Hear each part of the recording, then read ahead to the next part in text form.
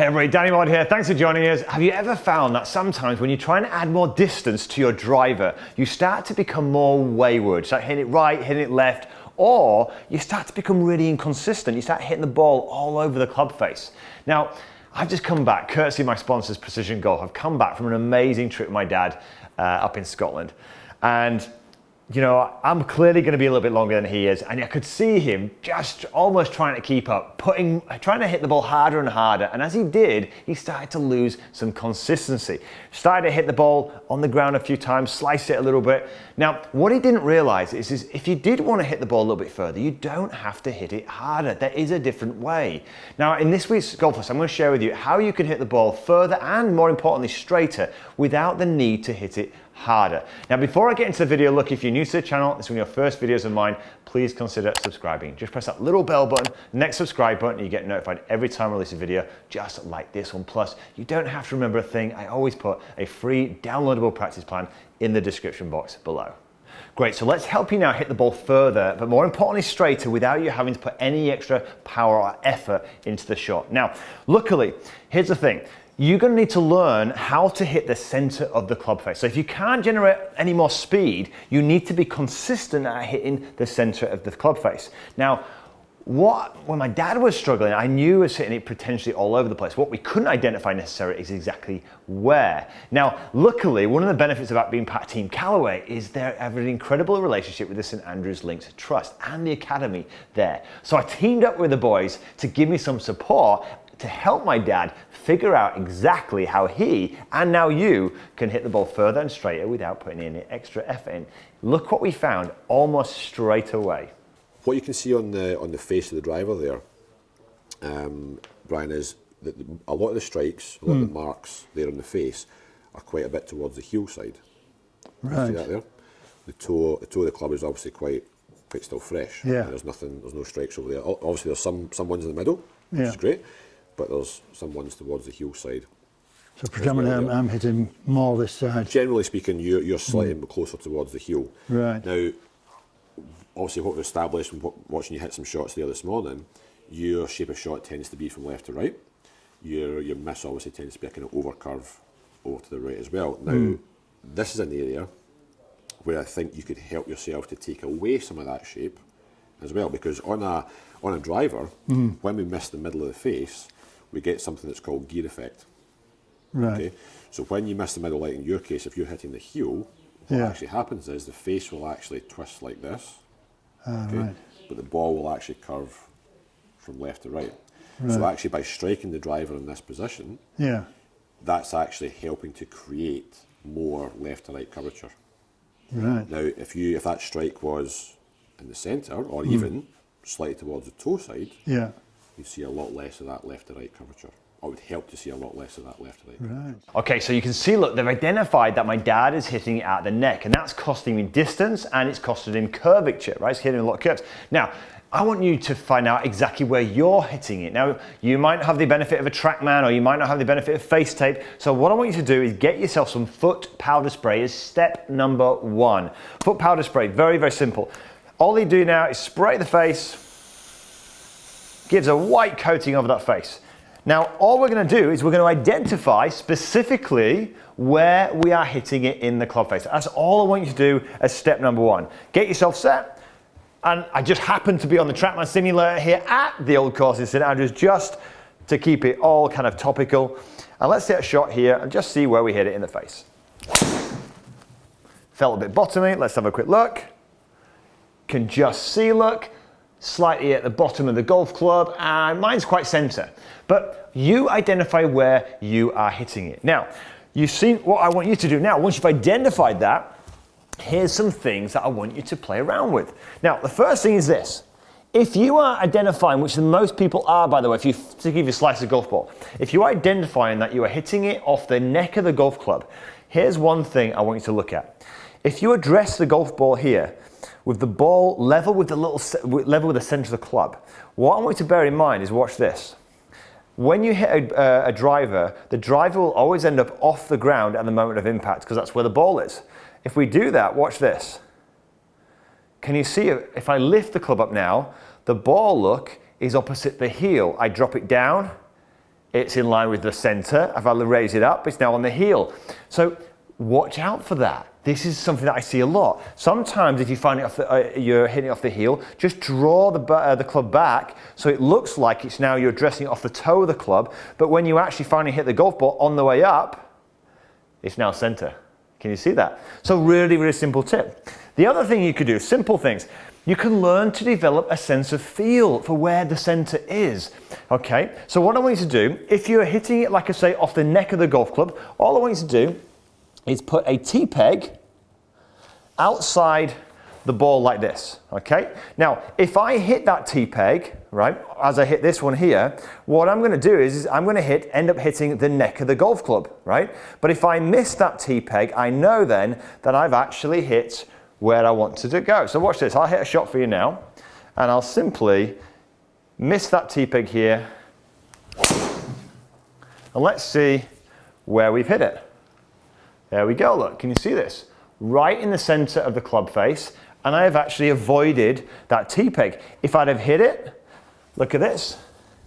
If I end up hitting that T-peg here, that would have meant I would hit the ball closer to the neck of that golf ball. Now, if you're hitting it off the toe of the club, if you sprayed the club face and you now feel like you're hitting it off the toe, not a problem.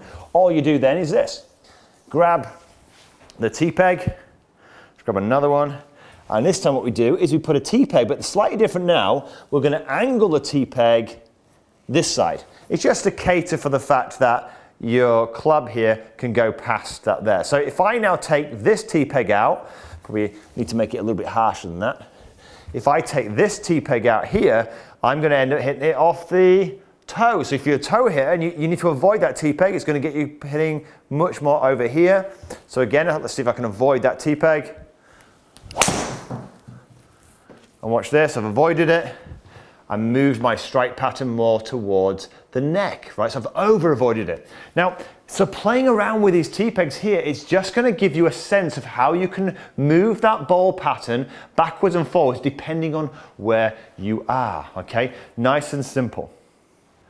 So let's get back to St Andrews now to see what else the guys have got up their sleeve to help my dad hit the ball further without putting in any extra effort.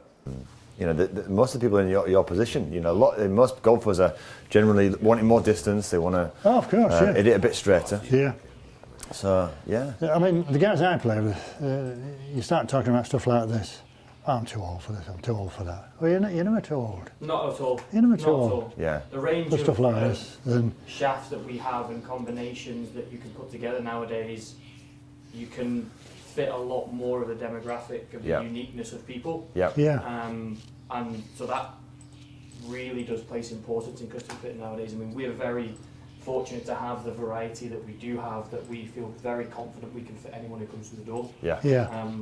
And that's something I think is missed, isn't it? Because without a studio like this, without all these different options, you know, it's so difficult for the average player to get a club that actually suits them. Absolutely. You know, whereas you come to a place like this, there's going to be something that's going to make that big difference. Absolutely. You know?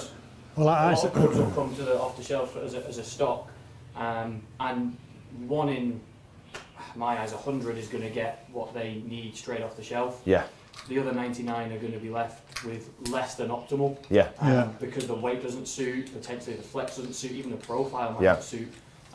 Biggest thing for us is weight, and nowadays you can really change the weight of a shaft that makes such a difference to the consistency of strike. Yeah. And with the correct flex and profile, you're then really honing it in for the same price, pretty much as what you're going to get from off the shelf. Well, you look at it, a small time investment with a long time benefit. Yeah. It's like getting a suit. You want to get a suit that fits. Yeah. So it's coming to the same thing. Everyone wants a suit that fits. Yeah. Everyone should get a golf club that fits. Exactly. Yeah. And most people are keeping their set of irons for at least 5 to 7 years. You know, so it's really worth doing, isn't it? Definitely worth doing. So as you've just seen and heard, look, my dad's starting to see some serious benefits from getting the right type of driver to suit his game. Now, drills like I've just shown you here are super important. They really, really help, but also getting the right equipment does. Now, people are always skeptical about this. So what I want to do is let's jump back into the session, because my dad's got some really interesting questions, which I think you will probably love to hear the answers to. Yeah, I mean, obviously my swing is not perfect. I tend to have that over top move and all this kind of thing. So it must make it difficult for you to sort of try and get the correct head when the individual is not swinging it as he should do correctly. Do you want to take that? I mean, I can start it. So everyone has consistencies. A lot of people come in and think they're inconsistent when what they actually mean is they don't swing it directly along the target line. Yeah. But everyone has consistencies. So the main thing we're looking at in the fittings are, okay, what is this person's consistencies? Yes. If they're coming more over the top or coming from the inside, or even if they're square to the target, what are their consistencies? Yeah. From there, we then fit to that particular movement pattern. Yeah. Everyone has a pattern unless they're thinking a lot of swing thoughts, which we obviously ask the questions on as well. Yeah. We then match what the person does, and that's what custom fitting is. We don't get involved in their patterns, that's not our job. Yeah. No, Our that's job right, is that's to right. match what they're doing with their particular pattern, and then we can optimise what their pattern can produce. So what he's saying here is that you have a consistent pattern. So let's say you slice the golf ball. You may feel like you're really inconsistent with driver, but your swing, your pattern is consistent. You will be coming over the top and across the line of the golf ball on a consistent basis. What gives you the inconsistency of shots is often the inconsistency of where you're hitting it out of the club face. If we can improve where you hit it, you're starting to find out, that ball flight, although it won't go dead straight down the middle because you're coming slightly over the top, will fly much, much straighter and longer, maybe just missing slightly left of target, but it won't have this big, big bend on it, all right? So getting more consistent through the fitting process will really, really help. So let's summarize, it's really simple. If you want to hit the ball a little bit further without putting loads of effort in, but keep your accuracy, you've got to make sure that you're hitting the center of the golf club much, much more often. How do you go about doing it? Well, we followed a simple process, didn't we? The first thing we did was we sprayed some stuff all over the face to identify exactly where you're hitting it. Once you've done that and you've identified where you're hitting it, then you can move forward and start to kind of come up with some solutions. The first one we said, look, most people hit it off the neck of the golf club, particularly if you slice. If you do that, just check your setup. A lot of times people put the club behind the golf ball and don't realize that actually when you actually hit driver, the club actually rises. And that obviously is going to have an impact on your impact position. So sometimes address the ball with what you feel like it's off the toe to cater for the fact that when the club comes up, it's now more centered. The next thing we suggested was the use of tees. Now you can't use tees on a golf course to do this, but this is all about developing a feel. Put a tee peg on the outside of the golf ball here, very, very simply. If you have missed that tee peg, you can't hit the neck of the golf club whatsoever. Simple thing. Then once you've done that a few times and you've managed to miss the tee, take that feeling and take it to the golf course. It will really, really help. If you hook the golf ball, the chances are you're much more towards the toe of the club. So again, put the tee peg slightly angled this way, and the same principle, miss that tee peg. It's as simple as that. One thing that they did in the fitting with my dad is they actually got him to kind of go, they actually gave him a slightly shorter driver. And again, what that did was help him again hit it much, much more in the center. Now, that brings us on to the advantage of potentially getting a proper custom fitting. You know, doing all the technical stuff is absolutely wonderful, but just getting the right club and just some expert advice, you can see with my dad, it made such a big difference. Your swing doesn't change very much, your pattern doesn't change, but you often think it does because you get inconsistent shots. But those inconsistent shots are often because you're hitting it all over the face. If you can hit it much more central, you will hit it much, much straighter, which is what's happened to my dad. And this is what gave him another 15 to 20 yards. And more importantly, the dispersion was much, much better, all right? So I really, really hope this helps. If you did, give it a thumbs up, maybe share it with one of your friends. And of course, look, if you're new to the channel, remember to subscribe. And remember, I'll put a free downloadable practice plan in the description box below, kind of summarizing what we've discussed so you can just take it away. And just to finish off, I want to say a huge, huge thanks to the guys at St Andrews Lifts and of course, the Team Callaway.